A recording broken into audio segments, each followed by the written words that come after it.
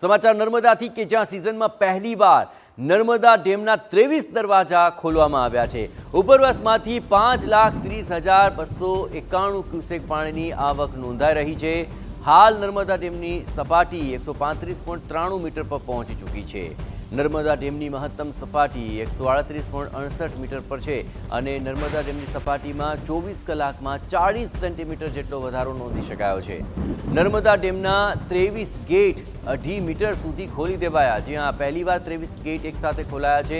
નર્મદા નદીમાં 4,46,451 ક્યુસેક પાણી છોડાયું અને હાલ નર્મદા ડેમ 90% સુધી ભરાયેલો છે। ભરૂચ, નર્મદા અને વડોદરાના 27 ગામોને એલર્ટ કરવામાં આવ્યા છે અને પહેલીવાર આ સિઝનની અંદર 23 દરવાજા 2.5 મીટર સુધી ખોલાયા છે અને તેને કારણે એક નયનરમ્ય નજારો પણ જોવા મળી રહ્યો છે। વધુ વિગતે વાત કરવા જોડાઈ રહ્યા છે નર્મદાથી TV9 સંવાદદાતા વિશાલ પાઠક। વિશાલ, ડેમ ઉપર શું પરિસ્થિતિ હાલ આપ જોઈ રહ્યા છો?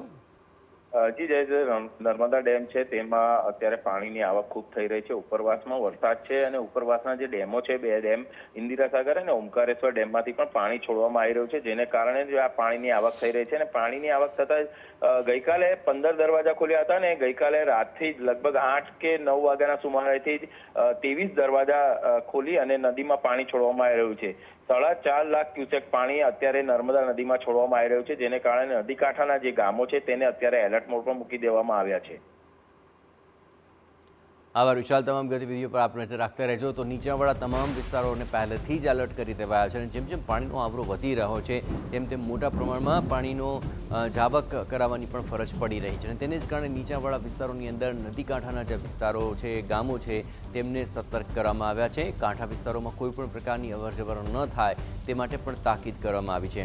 પણ હાલ નર્મદા ડેમની સપાટી 135.93 મીટર પર પહોંચી છે, જે હજુ પણ આગામી સમયમાં વધે તેવી શક્યતા છે।